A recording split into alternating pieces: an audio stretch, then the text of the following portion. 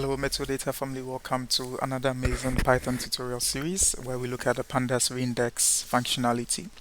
Alright, so many a time you start working with your Pandas data, you try to add a new column which probably has a length beyond that of the existing data frame, and so the index doesn't match with what you're now adding onto it in terms of the length, so you are likely to have the error value error where the length of the current input you're adding doesn't match what's already existing in the data frame.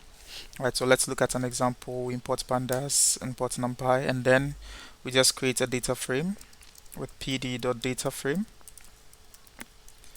and then we would just iterate through, say for x in the range from 4 to say 11.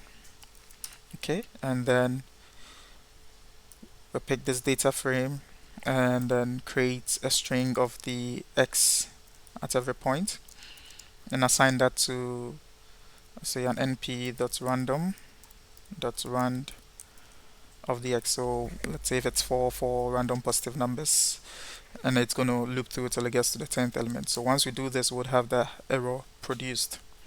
Okay, because of course, like we said, on the 5th point, the 5-digit length doesn't match the existing data frame which was created with the 4. So to do that, we would have to reindex.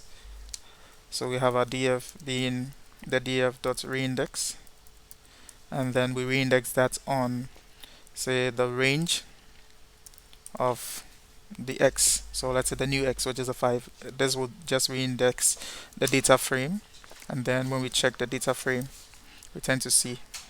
So it reindexed with the very last one as we were looping through, was just adding on, and wherever this didn't have, it was placing nonce in there.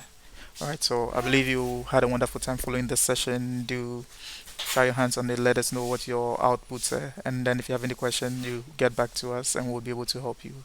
Have a wonderful time. Bye.